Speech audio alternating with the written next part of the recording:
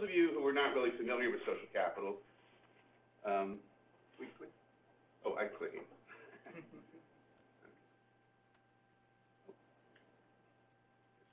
There we go. So those of you that aren't familiar with social capital, we essentially see social capital as the quantity and quality of social resources that people have, the networks that people engage in, the memberships and groups, the social relationships that you have with people, and access to wider institutions. All of these, people draw on these to help support their livelihoods, to help them manage shocks and stresses, to help them get through the hard times. So the close interaction between people through these close-knit communities, the ability to rely on each other in times of crisis, the collective action, if you will, that people engage in, the open communication between people, these are generally seen as signs of well-developed social capital. So what we found from people like Aldridge and others, that previous research demonstrates that social capital is important for managing shocks and stresses, that it really makes a difference in people's ability to recover from shocks, and Aldridge looked at earthquakes and tsunamis around the world and tried to see what characteristics enable people to recover quicker, and social capital came out as one of the really important attributes of that. So disasters sometimes enhance social capital because what it does is it activates people's ability to engage in collective action. And so you've always heard this phrase, disaster creates opportunity. Well, what we want to understand, and this was the case in Nepal as well, when I was out there recently, people from the aid missions were actually able to talk about how social capital was actually activated in their own families and through their own neighbors and friends to help them recover from that earthquake that hit in Nepal. So there's essentially three types of social capital that we identified. One is what we call bonding social capital. If you were to think of this as a community, it would be the relationships that we have within this room. You know, how we help each other out, how we stay connected, share information, maybe share resources. Bridging social capital means that if we had another group in another room or in another building down the street or even another town farther away, we would have a link with them and we would be able to draw on them for information, for resources. They're not exposed to the same shock we might be exposed to in this building. So we can actually rely on them to help us recover from the shock we're dealing with here. Now, linking social capital, that's where you have a vertical linkage to somebody in power. So if Mark Fritzler's close friends with the CEO of Save the Children, he can draw on that connection when he needs to make things happen. So it's this vertical linkage, if you will, to authority that have some control over resources. So, for example, if I have a relative who's in the Ministry of Agriculture, and I'm able to get seeds quicker because of that connection, that probably is going to help my community recover more quickly than those that don't have those kind of connections. So the idea is that you have these connections within communities, across communities, and up hierarchical chains. So when we think about bonding social capital is great. Okay, here, this is a good diagram that Aldridge provides that lets you see how these are connected. So you see, you have bonding social capital. These are within networks, bridging social capital between networks, and linking social capital across social hierarchies. That's an easy way to think about it. The linking social capital is probably one of the harder ones to capture in terms of surveys. These two are much easier to do. This one is a little bit more difficult because, well, there are a number of reasons for that, but I'm not going to go into it right now. Feedback. Am I doing something wrong? Okay, sorry about that. It's not a rock concert. Bonding social capital is really important for being able to manage idiosyncratic shocks. And what I mean by idiosyncratic shocks is that if my household, it didn't rain on my field this year, but it rained on everybody else's field in the community, they'll help me out and share food because it might not rain on their farm next year. Or if I have somebody that's sick in my family and they're not able to work, then the labor will be shared across to make sure that that happens. So idiosyncratic risks, which are those kinds of shocks that affect individual families, bonding social capital is great for households responding. Whereas bridging social capital is great for more covariant shocks. And the reason for that is that if you're hit by a flood or a drought in this community, 100 miles away, you may not be hit by the same flood or drought. And so you can then draw on resources from your friends and relatives that live in that place to help you recover in this place. So you're exposed to a different risk environment.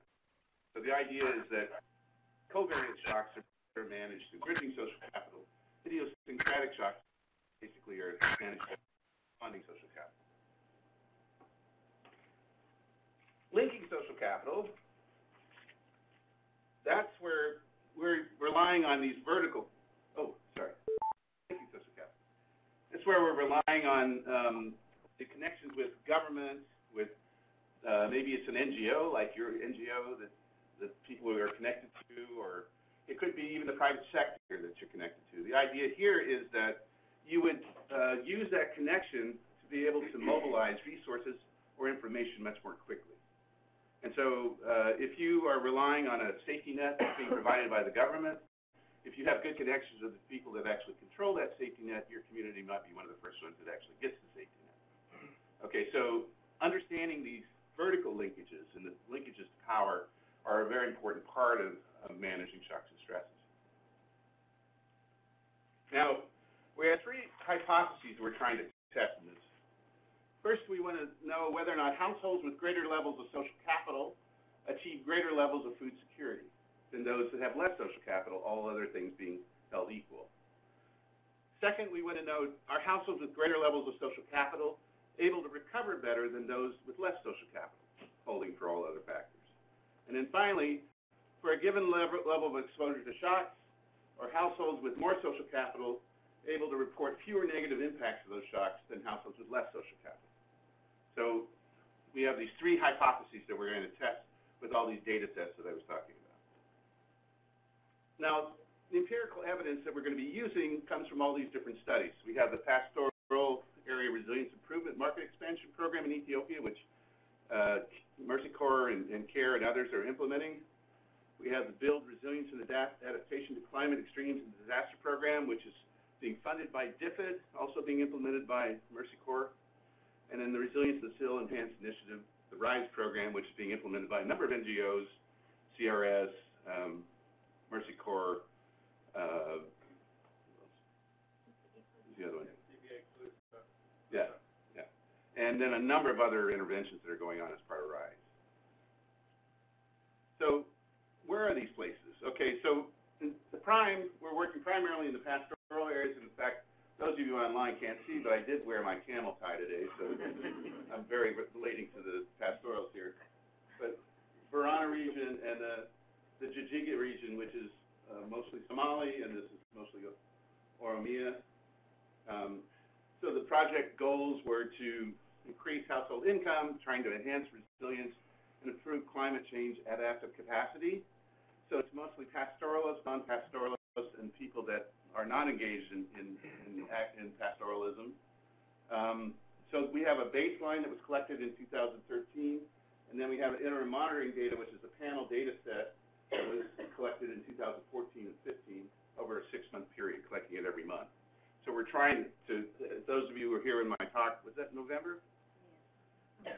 There I was trying to point out that why it's important to be collecting data on a more frequent basis, because it helps you understand how people are adapting over time to these shocks and stresses, but also to understand the downstream effects of a drought shock and the effect it has on economic shocks, conflict shocks, etc. So trying to understand, looking at things over time is important to understand resilience.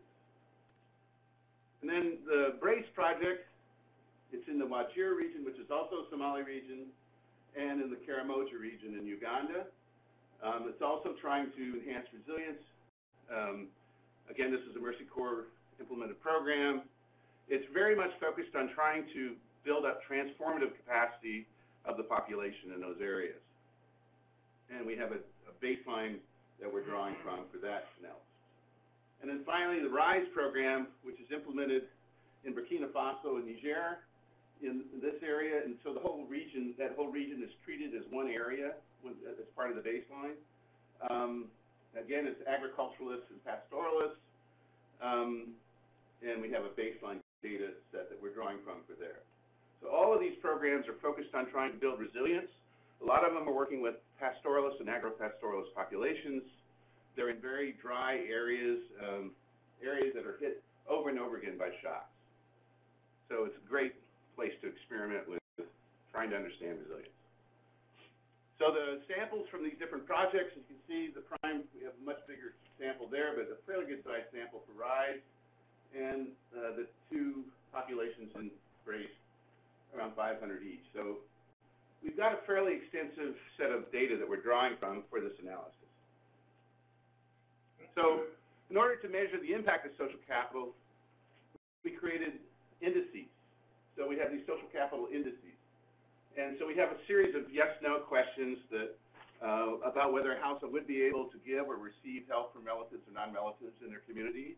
That's the bonding piece. We're also asking a series of yes-no questions around whether they can give and receive from people in other outside of their communities.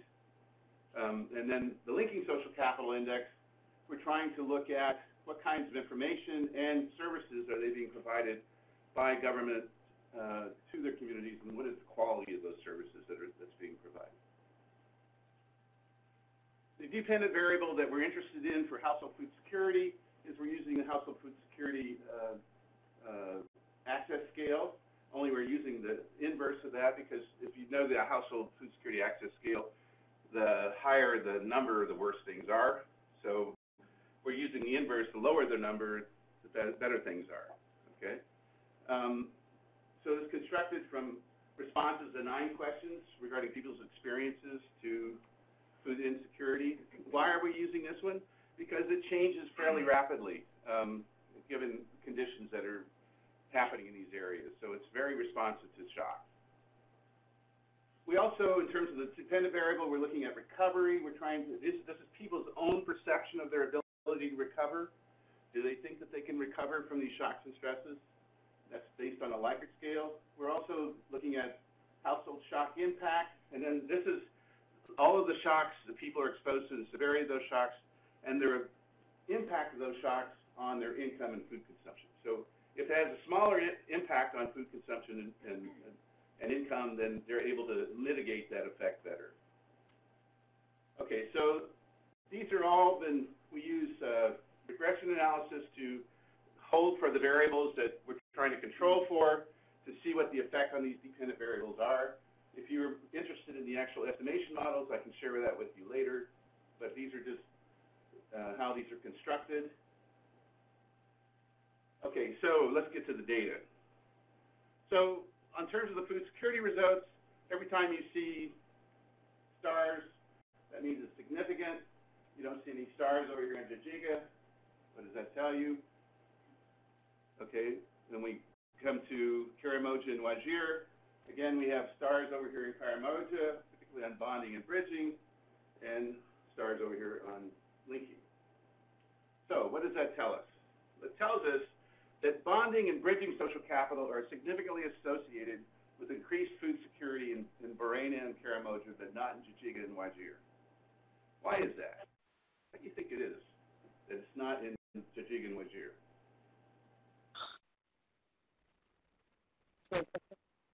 Think about that. Okay, because what is it about Jijiga and Wajir that are similar? Somali. Huh? They're Somali? They're both Somali. Okay, is there something culturally relevant here that's important to take into account? Okay, linking social capital has the greatest influence on food security in Wajir when it's controlled for all other acts of resilient capacity. So why do you think that is? Linking social capital, remember, is where you are connected to government programs, resources being provided by some kind of authority coming down. So one of the things that's important to understand is that when you have food distribution that's being carried out by the government, particularly on safety net programs, you have strong safety net programs in both Wajir and in Jijiga, but not so much in these other places. And so what's important to understand is that they're relying more on the bonding and bridging social capital in some of these other places that are close-knit, have very strong clan relationships, have very strong redistribution factors going on in their communities. In these other places where you don't see it so much, it's more individualistic kind of attitudes, kind of we're in it on our own. We're not necessarily going to take care of everybody other than our own immediate family. So it's important to try to understand these cultural dimensions in some of these interpretations. Recovery. We see that in Jijiga, all three types of social capital really have a strong influence on recovery, and bonding and bridging do in the Arena area. This is the prime project. In Embraced, bonding and bridging have a strong effect on recovery in Karamoja, but only linking does in Wajir. So what does this tell us? It tells us that in Jijiga and Barena, bonding and bridging social capital enable households to recover. Linking social capital is important for recovery in Jijiga, but not in Barana. One of the important things here is that Barana is a heavy pastoral area. It doesn't have a lot of towns. Okay, so you have to have a town for redistribution of resources most of the time. Jijiga, you have a lot of places where you have these small towns where they can reach people more easily through these safety net programs. And so it makes sense that linking is not going to be that strong in the Barana area, but it will be very strong in the Jijiga area. Bonding and bridging social capital were important to recovery in Karamoja, but not in Wajir. Very similar kind of pattern here. Again, Wajir is dependent on those safety net programs that the Kenya government is providing up there in the north. How about shock impacts? Well, we can see that the shock impact relationship of bonding and bridging is strong in Jijiga. It's also Barena is strong across the board. In Karamoja, bonding is important, and in Wajir, again, linking is important. So what we understand from terms of mitigating the effects of shocks, bonding and bridging social capital helps mitigate the effect of shocks in Barena and Jijiga. Linking social capital does not have an effect in either Jijiga or Barena. All three types of social capital have a mitigating effect on shocks in Karamoja, but only linking social capital in Wajir. Okay, so I guess what I'm trying to say is that social capital exists in different amounts in different places. And it has an effect on how that people are able to manage these shocks and stresses. What we're finding in these places, in places that you have very strong clan leadership, where people have essentially a strong say in how the redistribution of resources goes, that's where you see a lot of this strong bridging and bonding social capital. In places where it's not that strong, people are more reliant on government to provide that kind of support when it's needed. Now the rise, what do we find there? Well, here we find that bridging social capital and linking social capital are critical to recovery, but not so much bonding social capital. I'm sorry, bonding social capital and bridging social capital are strong to recovery. The ability to mitigate shocks, bonding and bridging again, but not linking on the ability to recover, but all three are important for food security. So again, this is in West Africa now. We're in the Burkina and the Niger areas. Bonding and bridging social capital are critical to recovery, but all three are important for a positive impact on food security. Now, I'm going to come back to discuss this a little bit more detail in a second. I want to now try to say, okay, what we were interested in, are wealthier households have more access to social capital than poorer households? Does that make a difference? So what we found was the highest wealth terciles in both Jijiga and Barena areas have greater bonding, bridging, and linking social capital when receiving assistance. However, in terms of giving assistance, the wealthier give more in Barena, but less in Jijiga. So they're using their connections, their networks, to get stuff, but they're less likely, except in Barrena, to give stuff. Okay, and so you have to understand both sides of social capital. It's not just your ability to, your connections to help you, but also you need to help others. Now, where it works, where they're helping others, again, is where these strong clan relationships, where you have a strong clan leader that actually says, make sure you redistribute your cows or your food to those poor people in your village that don't have it. So here we look at, this is bonding and bridging and linking. We see receiving assistance and giving assistance. And the green bar is the wealthier households, wealthier tercile in those areas. And we can see that in Barrena, across the board, both in receiving and in giving, the wealthier households are providing support and receiving support. Whereas in Jijiga, the wealthier households are providing bonding and bridging capital, receiving it, but it's less so in giving. Again, it would be interesting to explore that from a cultural perspective, why that's the case. Now, another important point that I'm going to say is social capital is important up to a point. And one of the reasons why you need to do this interim monitoring work is because you find out, how long does the social capital actually last before they use it all up. And so what we found is that this drought that hit in 2014 in Ethiopia, you had, major pasture and water shortages, livestock were dying, you had soaring cereal prices because there wasn't any food in the market, you had plummeting livestock prices because everybody was trying to sell their animals at the same time, you had farmers struggling to obtain food from the market channels because the price of the food was going up because there wasn't any being grown in the area, so they were having to pay more.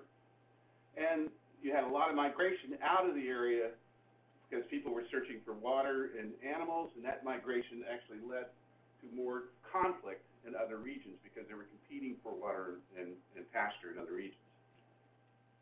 Now, I don't expect you to be able to read all this, but what we found is when we looked at the different types of shock measurement, these are all different types of shock measurement at the top. Bonding, bridging, social capital were critical no matter what measurement you use in terms of being able to maintain food security in the face of these different types of shock.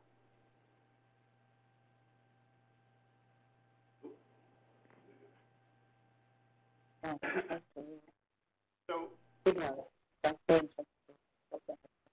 sorry, they have to mute their stuff. Oh, okay. So in Barrena, what we found is the initial round of the interim monitoring survey, the households' absorptive capacity was critical for enabling them to have a positive impact on their ability to recover. Despite having higher shock exposure than Jijiga did, and bonding social capital was thought to contribute to those households' absorptive capacity in being able to do that. However, what we found is that over time, those households in the first couple of rounds that were dependent on bonding social capital, that stuff gets used up. And so you can't rely on it the third or fourth round or fifth round. And so you have to turn to other strategies. And so what's important is if we build social capital as part of our approach in programming, we have to understand that there's a limit to how far it can go depending on how severe the shock is. That's why you need to have a range of strategies that you engage in, not just one. So in the face of these large covariate shocks, the better off households were not able to support the poor households with free dishes of food and animals as they do in normal times. What we found was the clan leaders were starting to migrate with their animals out of the area. And so when the clan leaders left, the governance structure for redistribution started to break down. And so, that's when people really are in bad shape. And if you're not monitoring this stuff over time, you won't pick up on these kind of critical thresholds that make a difference in people's ability to manage these shocks and stresses. And when the leaders left town, so to speak, with their animals, that's when the redistribution stopped. So we need to make sure that from a governance perspective, how important it is to monitor this stuff over time to see when the governance structure starts to break down. So what are conclusions that we want to draw from this? First, social capital has a positive effect on food security. In most cases, it helps households recover, and it mitigates the effect of shocks across different data sets. I think that's a very important finding. Second, the social capital appears to have be very critical to resilience. Now, how many in your programs actually take that into consideration? Do you actually say, okay, how are we going to build social capital as part of this program? I know you talk about building groups. You create groups for different functions, savings groups, range management groups, market groups. You're always building groups. And it's usually for one function. You have health groups, other health support groups. But what's important is how those groups that you created actually start to take on other collective action functions. It's not just the function that you created, but are they now bonding together to help each other with other kinds of assistance? Do they work together to manage the natural resources better? Do they do a better job at maintaining the public goods of infrastructure that they have in the community? Are they able to mitigate conflict more effectively with other communities? Are they able to help each other out through safety nets? So all of these other types of collective action, which are important for being able to manage shocks and stresses, are spinning off this group formation that you actually started. But we're probably not tracking that. We're probably not looking at that at all. Or which strategies actually do a better job at creating these multiple functional opportunities. The other thing that we have to understand is that wealthier households appear to receive the benefit of social capital more than the poorer households, but not in all cases do they actually provide social capital to others when they need to. And we need to understand the cultural dimensions to that. Why is it that they're takers but not necessarily givers?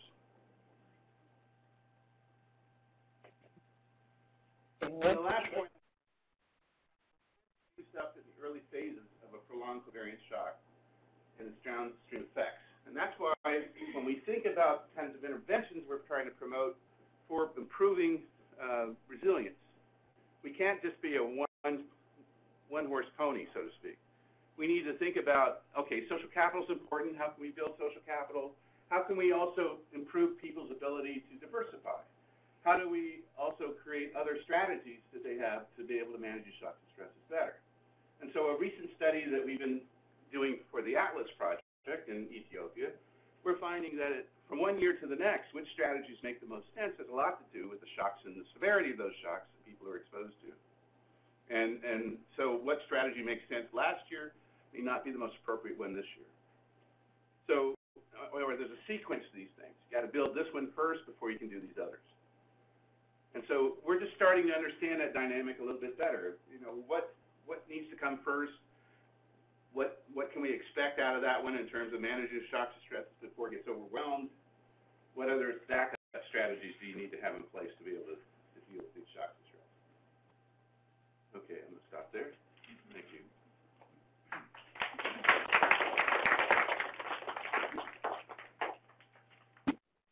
Thank you, Tim. You're not leaving. Okay, so now we're going to do some questions. Like I said, this is going to be a little interesting. We have one microphone, many of you, one of Tim, so please be patient as we run back and forth. We'll also be getting questions from online, so please go ahead and chat those. Put those in the chat box, excuse me. Who would like to start? I know you do. Okay. It's me. Be nice. I will. I actually will start with a comment. It's really great to see kind of a coalescing or aggregating of results across contexts, across data sets. So I will start with flattery, and now no, actually, I just have a couple questions about clarifying, because the results went a little quick for me. It's early in the morning. So 3 quick questions. The first one is the shock impact VV. Is that a combination of perceived impact and some sort of objective measure, or is it just objective or just subjective? So that's the first question. Okay. The second is I got a little lost on the timing, so everything pre-rise, so rise over baseline data. But for some of the other data sets, were they all baseline data and the recall was like a year before? I guess I'm just trying to figure out, like, you collected capacities or capital at time one. What shock are households referring to? And kind of, is it understood that they're all referring to the same shock? So in Ethiopia, it's the 2012 shock. Just kind of, if you could clarify that a little bit. And then I missed on the regression models, were they controlling for some sort of economic status measure? Okay, great. I was easy on what? Yes, and yes. Okay, one advantage that we had in all of these data sets is that we used fairly much the same questionnaire modules, adjusting to some different contextual changes, but pretty much the same kinds of questions. So these data sets are comparable across locations.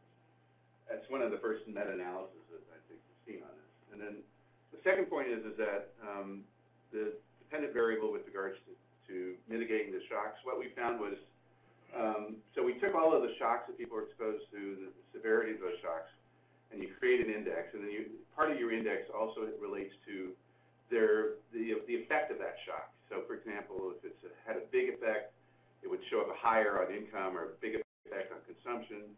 And so where we saw that it was having a mitigating effect is when that effect was smaller, even exposed to the same level of shocks, when you're controlling for social capital. So the measure was perceived severity of shock. Yeah. Okay. Yeah, those two are both, well, I guess they're all, I mean, even the food security one is a perceived how worse things are. And the only way we would be able to, if we did nutritional status, that's the only way it would be totally objective. Yeah, but you have some objective measures of shock too, so that's why the shock impact and then the other point I wanted to make was for the interim monitoring in Ethiopia. Okay, so not only were we kind of looking at retrospective people's understanding of the shocks they were exposed to, but the interim monitoring is actually capturing what shocks they're actually experiencing right now. So that's where it was important that was the only way we would have been able to know whether social capital was eroding over time, because we could track it over time.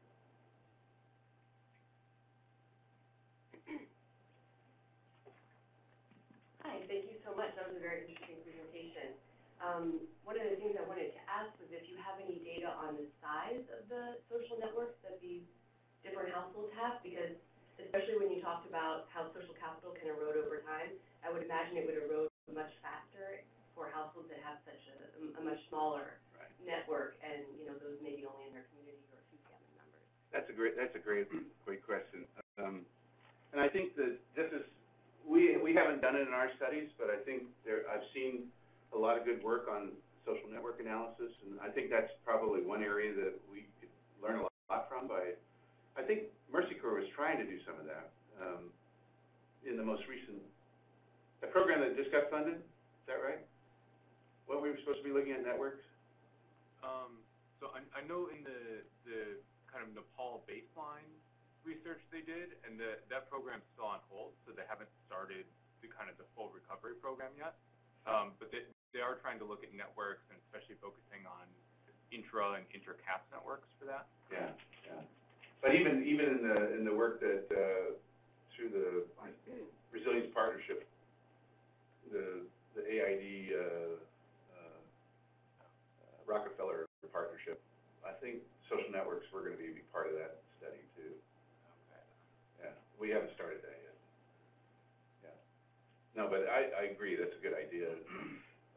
And I'm not well trained up on it, so that's probably why I'm not using it. But there are other people that are good at it. So we're also piloting it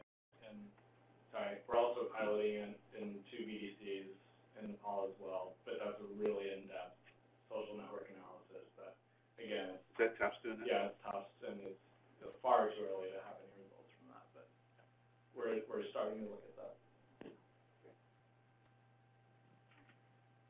So a question here in the room, and then we're going to go online. Hi, thanks for your presentation. I have 2 questions, hopefully, which are both short. One is you went over the surveys for how to measure bonding and bridging, and you indicated that it's a lot harder to measure linking. Obviously you did, so I'd love to hear more about how. And then two is I was just wondering what level of kind of variance or heterogeneity did you see among households in the different communities in terms of their levels of social capital by household? I'm curious to the extent of how much it was pretty. There was a lot of variability. Okay. Yeah, there was a lot of variability in people's access to social capital, but the linking one, I don't think we've got it yet. You know, and I'll be honest, it's a hard one to capture. We think we've done a little bit better on the measurement in Nepal, but we'll see because we haven't analyzed it yet. But trying to get people to talk about their connections to power is not always easy. They don't want to admit that they've got a cousin in a certain place that actually is going to help them out if they need the help. I guess the people that are going to be going after the DRC work are going to learn a lot about that. But you know, some of that can be considered kind of corruption in a way, but it's still important if you really are trying to understand risk and risk management. Okay, we'll take a couple questions from online, and then we'll come back to the room.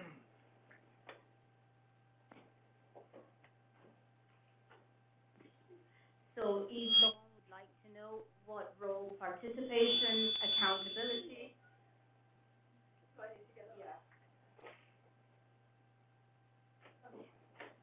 So Eve Long would like to know what role participation, accountability, and transparency play in making poorer households benefit more from social capital.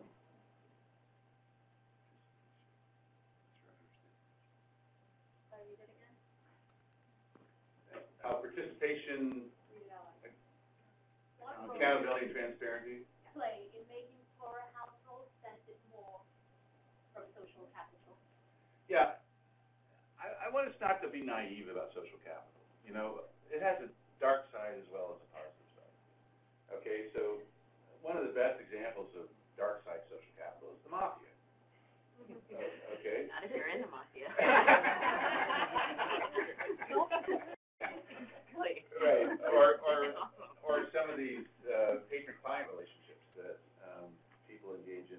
What we've found in studies that we've done in the past is that wherever you have a lot of shocks and stresses in dryland areas across Africa, you have a lot of patron-client relationships. And that's because patrons act as an important shock absorber for people that are their clients because they have resources invested somewhere else. They can help people recover, but there are costs associated with that relationship. You know, same thing in Bangladesh. You know, you have the Mastans who are very powerful, controlling neighborhoods or controlling land areas in Bangladesh, but there are costs associated with those relationships. So I think we need to not be naive about this when we look at social capital, that we need to understand that there are both positive and negative effects of this. And you know, even in Aldrich's book, when he was talking about social capital effect on recovery for all those different places that he was looking at, he said there's the in-group and the out-group effect as well. And so you can have a negative effect if you're on the outside, a positive effect on the inside. So a neighborhood can take advantage of this mobilization of resources, but other. So that's not a good thing. So I think that's right. So we need to be transparent in our understanding of it. We need to do no harm when we create this stuff, and make sure that if it looks like it's going to create more harm than good, then we probably should reconsider our design. Is there another question from online? You just read out loud. So one of the participants wants to know if you can elaborate on how exactly you measured aspects of social capital. What were some of the survey questions asked to measure each component?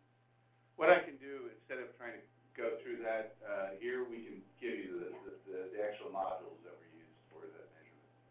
And I think that's we can do that. Yeah, we'll post it on the FSN Network website. So The other one?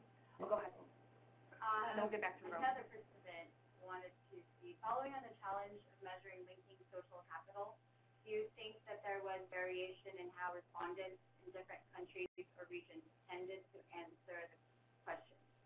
For example, less likely to share that they received government or neighbor support Was there anything which could control for this?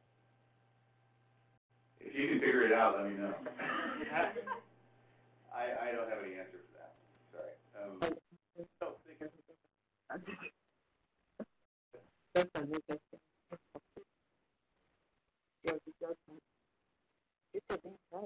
you. Hi, thanks. Travel Smith with Project.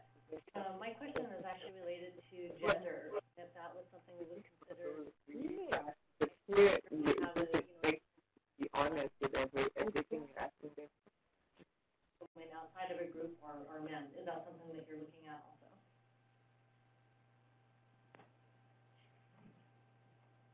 Yes, we are definitely looking at, what we're finding is that, particularly in pastoral groups, when the men are all migrating out with the animals, the strength of the social capital between the women that stay behind is really critical for them being able to manage the shock and stresses they're experiencing while they stay in the same location.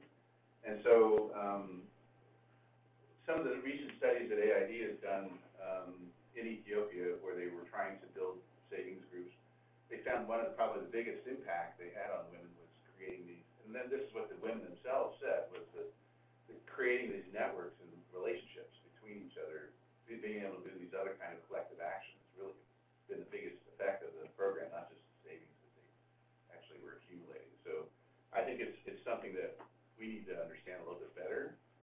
We're trying to disaggregate that data when we can, but we don't always have a big enough data set on women households to be able to do it effectively as much as we would like to. But we're trying. And I think the women's empowerment data collection is getting better all the time, and so we're trying to understand that in relationship to resilience as well.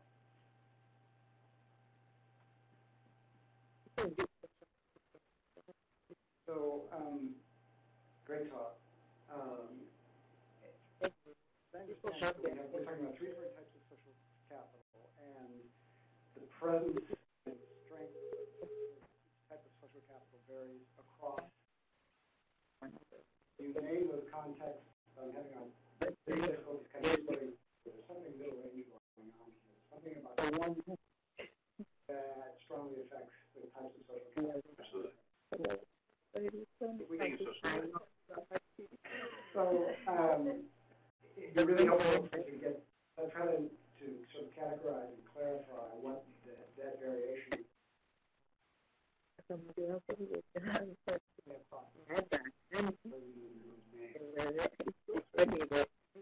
one of the advantages of having a multidisciplinary team looking at this stuff is having anthropologists on the team with economists, because the economists will be very much focused on the data, not really understanding some of the structural issues that you just talked about. And I think one of the advantages that we've been having of combining qualitative and quantitative data collection in our surveys is that we really get at some of those cultural factors, structural factors that have a play in this. And we would have never known this issue around governance if it wasn't for the qualitative data that we were collecting.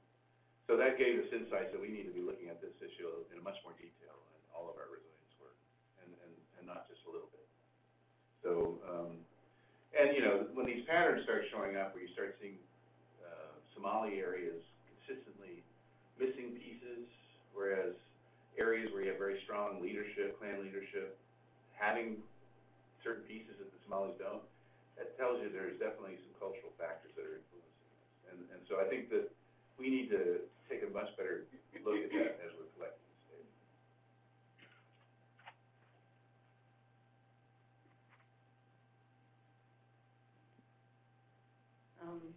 Thank you. Very informative presentation. Rose Kadende, I'm independent and originally from Burundi. So something that research that I actually have done a little bit on social networks and social capital myself, focusing primarily, obviously coming from Burundi, on post-conflict and conflict areas. And so I don't know if I even have questions, but I have a couple of comments, and one of them is related to, I'm just really curious at the implications of this for programming, just trying to see how that would enable communities, especially in post-conflict areas, how they would be able to recover from the shock of, it's a huge shock, obviously, because people lose family members. In my own research was women who left their homes, husbands were killed, children were killed, they live on their own. Eventually, maybe they may recover. They may trace one of the children who had disappeared and things like that. So there are huge implications for programming, and I think it would be great if we can actually come up with a model that works, that would enable these communities to recover, learn to move on. In my own experience was that really those who eventually pulled out, because some of these women, I will be in my home, I will be scared to get out. Then eventually it will come to a point where somebody, another woman, will come around and will encourage them to come and join some of those social organizations that had been created in post-conflict. Really, same in Rwanda. I worked in Rwanda and Burundi at the same time. And so the women would eventually get out and join the others, and they would say, in my interviews, they would tell that it really was their learning to cook and move on, right? Together with others who had experienced a similar so anyway, so there are implications there for programming, and I think because over time, as you said in your own presentation, over time these women are not going to be able to keep supporting each other. Eventually, the woman needs to perhaps go back home or find another support. We want things that go to so implications of programming will be something that they see as or implement programs. The second area that I would like to comment on, coming from now somebody who's somewhat is a little better off than some of these women that were working at it, that actually they have something to think about, especially in the area of programming, is supporting some of these more more resilient, those with more resources, and enable over time the community, even when, and I could be wrong, even when people are better off, that's not what happens. To everybody who's participating online, we need you to mute your line. We're getting a lot of feedback and static in the room. If we can't get everybody to mute the line, we're going to have to cut this short. So please mute your line. Sorry about that.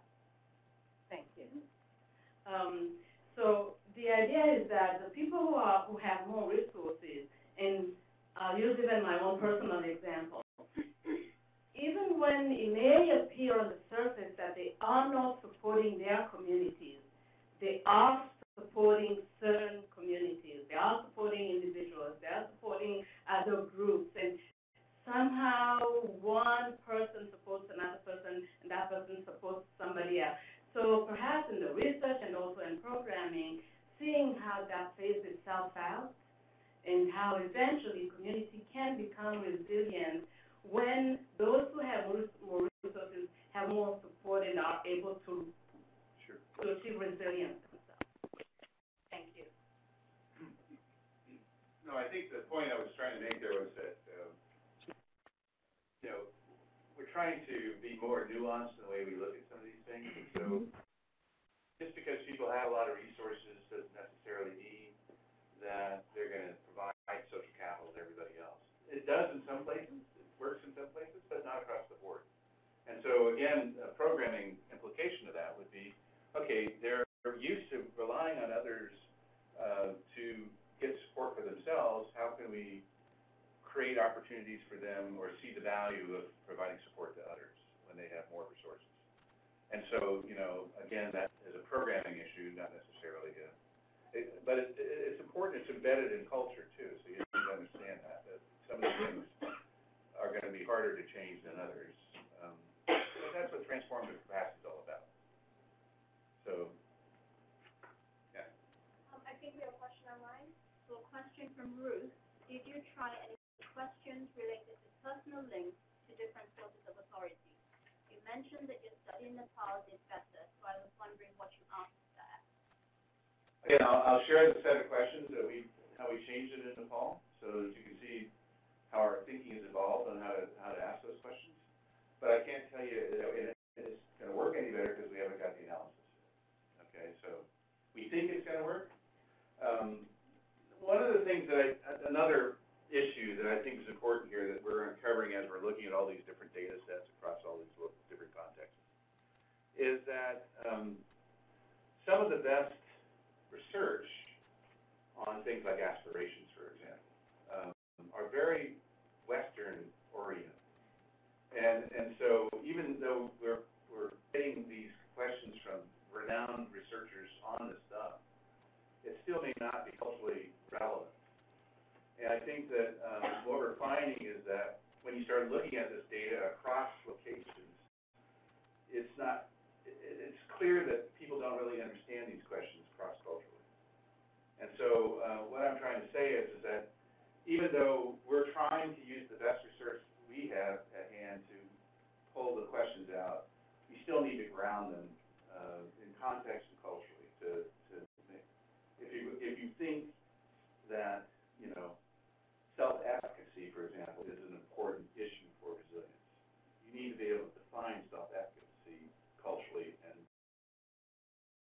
in a context. And some of the questions that we use for self-efficacy in Western contexts don't apply. And that's what we're finding. Some of those questions don't work. But this is, what I want us to do is continually share as we're collecting this stuff, and then, try to help each other get it better. I don't ever want to be in a position to say that we got it right, everybody else got it wrong. We're working on it. This is hard stuff. One of the other things that's important too is that even though every indicator that we have that when we construct these different capacity indices, the absorptive, adaptive, and transformative, and every one of those indicators is based on the literature that says that this is an important indicator.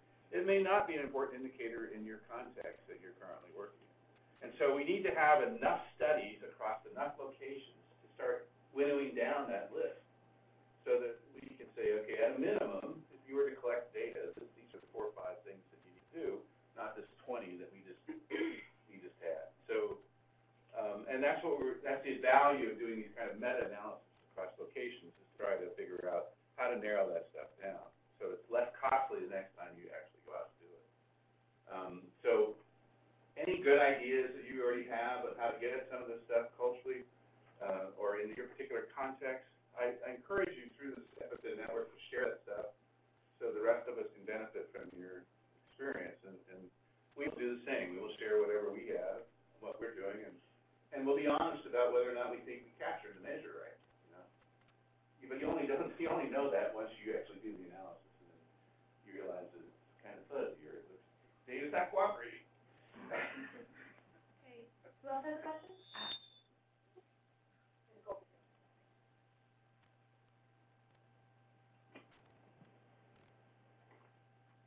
Thanks, Tim. This was a very interesting presentation. So you mentioned the importance of social capital for resilience.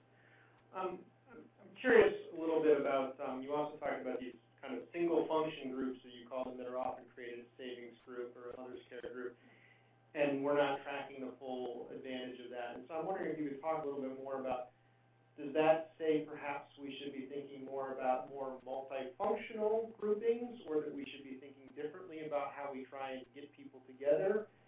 Or is this something that perhaps just evolves organically? But it seems like perhaps that's a question we need to be thinking about in Okay. So not this recent PRIME study, but a study that we did in 2007 in Ethiopia when we first started dabbling in this resilience area. What we found was the whole concept of community resilience was evolving.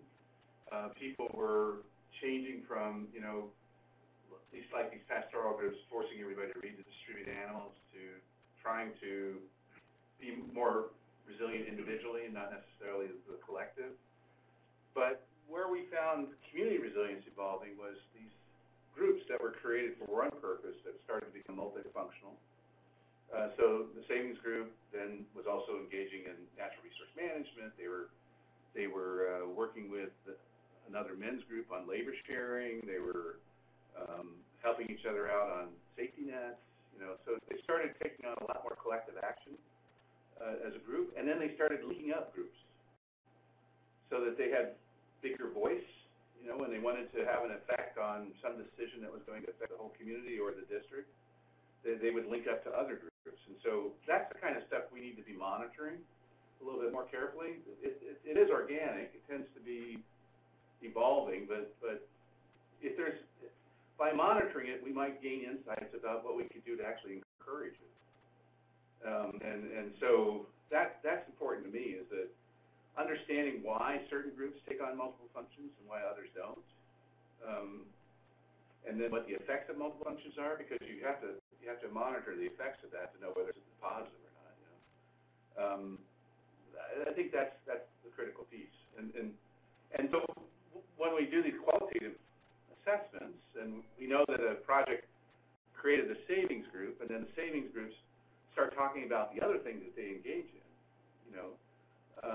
those externalities are important to capture in our monitoring system. And I don't think we necessarily capture that. We just capture how many people are saving, how many groups there are, et cetera. And we don't really look at the multiple functions that they actually start engaging. Can I toss one follow-on on top of that? The other question is, when it comes to setting baselines, do we need to be thinking differently about what questions we ask when we start with setting baselines? Because obviously just asking certain data-driven questions may not give us some aspects of these social capital issues, and so do we need to be thinking perhaps more qualitatively even at the baseline stage?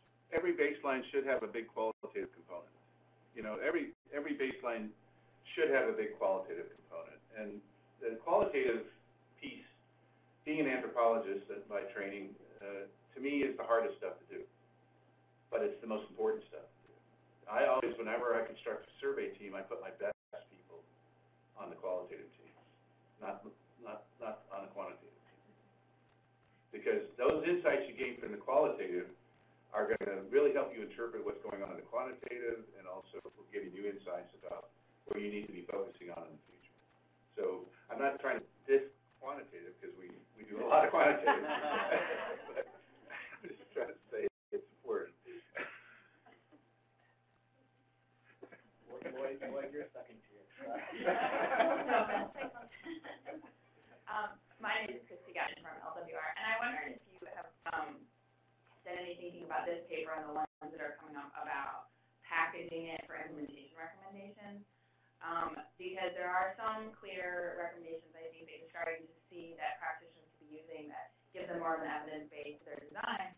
But there's also some clear recommendations about some methods and data collection that you clearly have thoughts about what you'd like to see the rest of us doing more, ways to collect, disaggregating better so that we can generate a better body of evidence. And as much as I love to read these big studies, I know the majority of our office doesn't. So I guess my question is about packaging the findings for usability and implementation, and kind of where you're thinking about. I resemble that remark. One of the problems when you're a researcher is that you want to make sure that no other researcher is going to say, hey, you didn't think about that, or you didn't analyze it that way, or why didn't you think about this? So by the time you try to take all those things into account, you're at 160 pages. And so I think that is a real problem with getting our messages out, is that our analysis kind of creates these large volumes of things, and we need to be more, we need to have a 10-pager that's a thought piece that comes out of it. And I think Will you read 10 pages?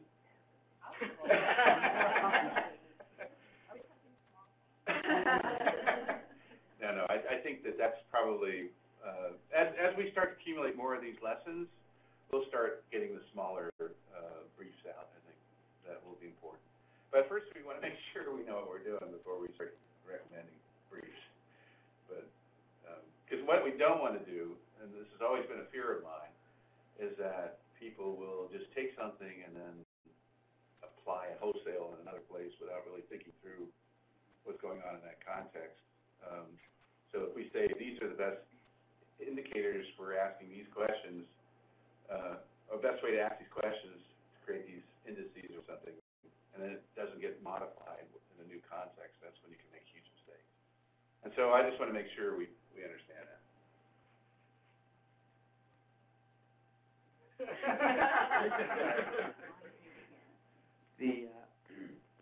I had a question about, you mentioned groups that people form, taking on other functions, and then it was also talked about, particularly I think in Morena, or a lot of the sharing structures had to do with the traditional leadership structures that pre-exist any project. Right. Did you have any observations about how one or the other might affect things differently?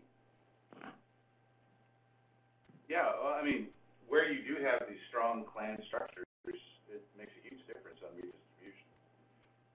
But again, just like social capital, if things get bad enough, severe enough, even the clan leaders have to leave.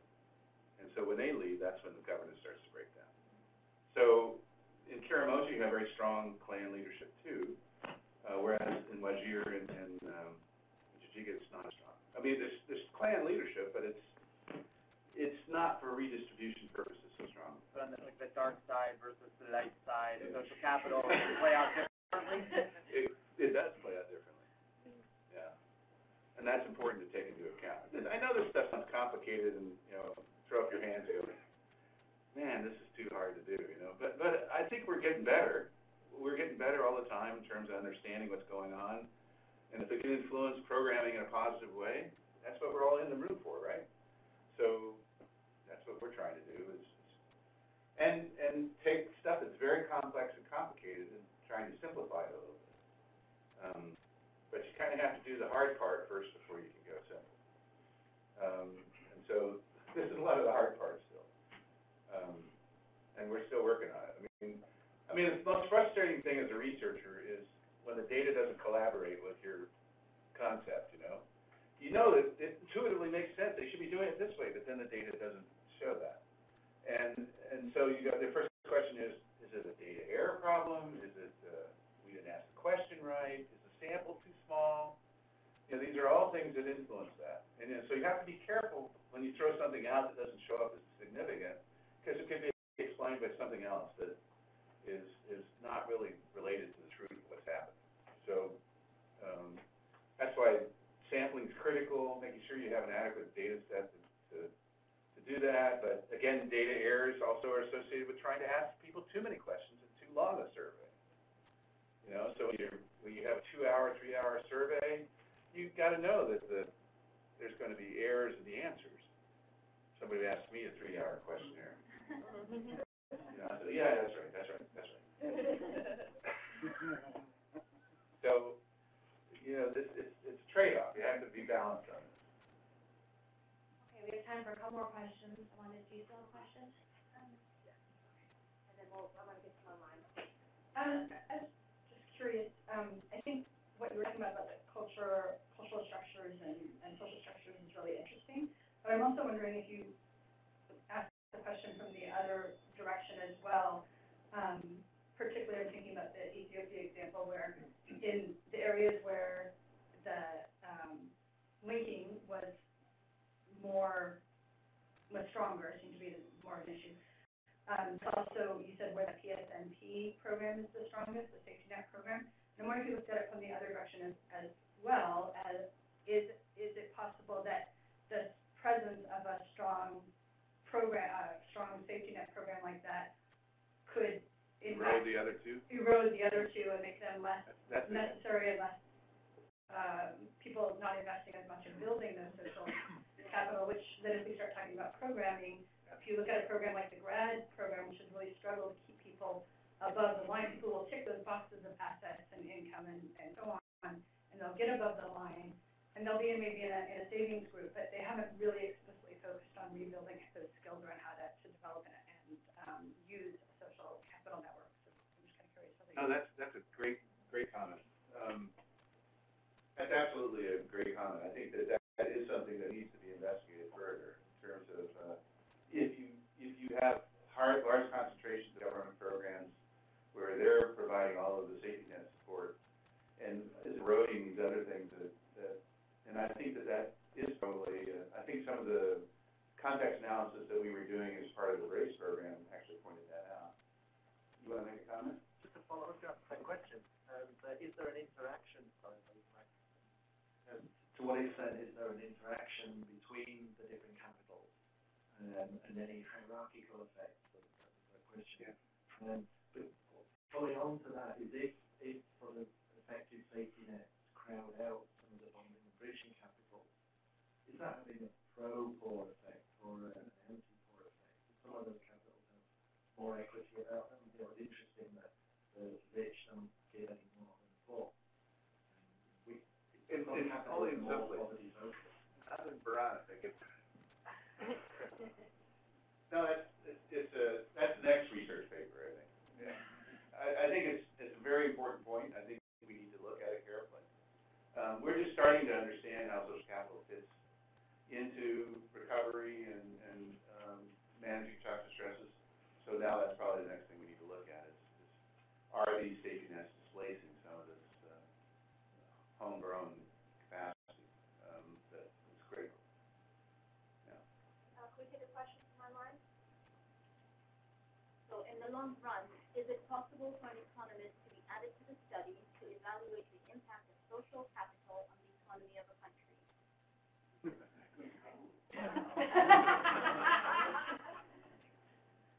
I don't know. Got another one. Yeah. Okay, let's take this one. Have you used ripple effect mapping for the qualitative evaluation? That's what? Have you used ripple effect mapping for the qualitative evaluation? Is that like trying to track externalities? We can check. Well, yeah, I mean, we try to. I think we try to understand how, if you introduce something and it actually has a positive effect, how it traces out to other communities, if people are adopting it or not. I think that we try to do that. But, the problem that we always have is that we have resource constraints on how much data we can collect and how many places we can collect it. And it would be nice to do some of these things, but we can't even get it right on the places we do collect the data. So I just want to make sure that before we start looking at all these other alternatives, that we first get it right on what we're doing. So that means trying to get the questions right, trying to make sure the sample's right, trying to make sure that the actual statistical analysis is right, so that we actually are saying something important that will influence the program. So it's kind of like baby steps. Let's make sure we do it right the first time, and then we can start expanding. We have time for one more question. Who wants it? All right.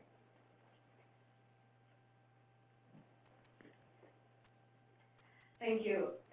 Following up on the gender question, I'm interested in knowing more about the impact of gender dynamics in the communities on the ability to actually utilize social impact, and not only from a livelihood perspective, from a cultural perspective, and the context analysis that you mentioned earlier.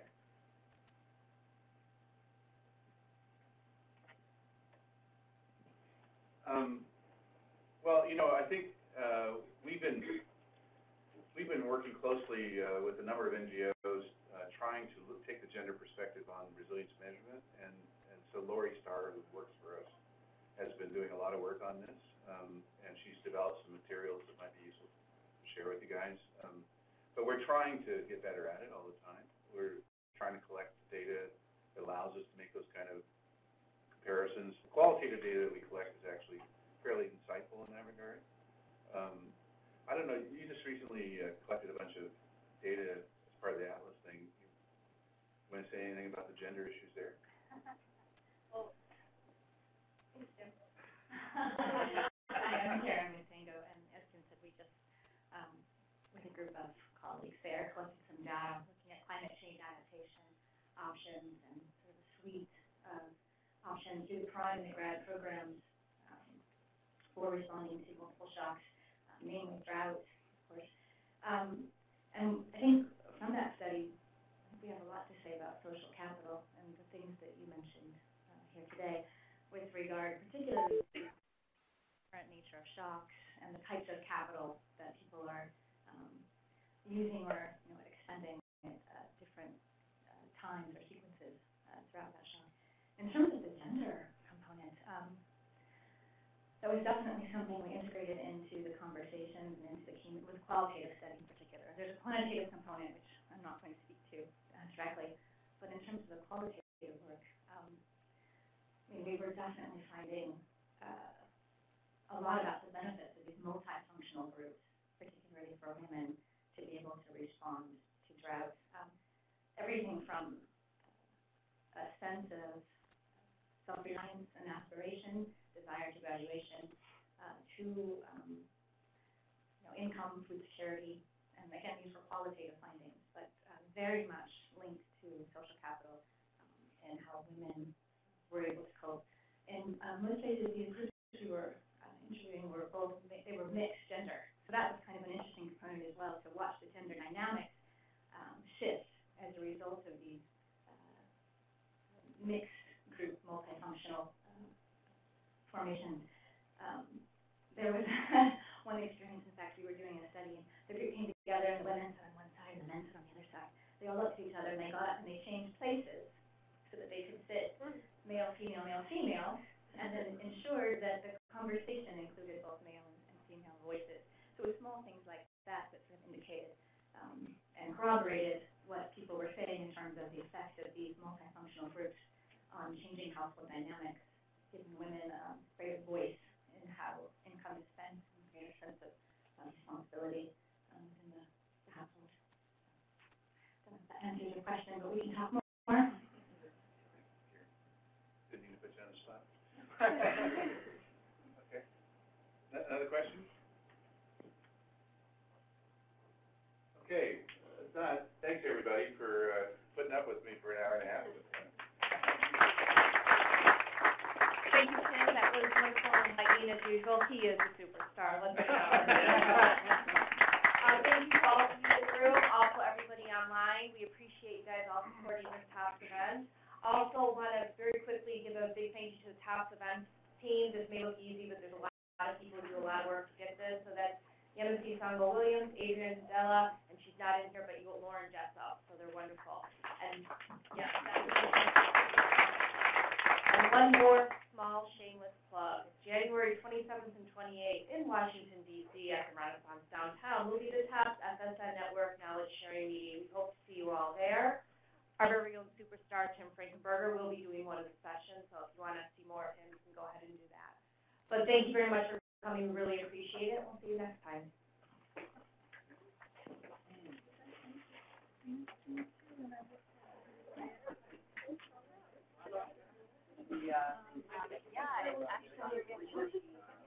No, we're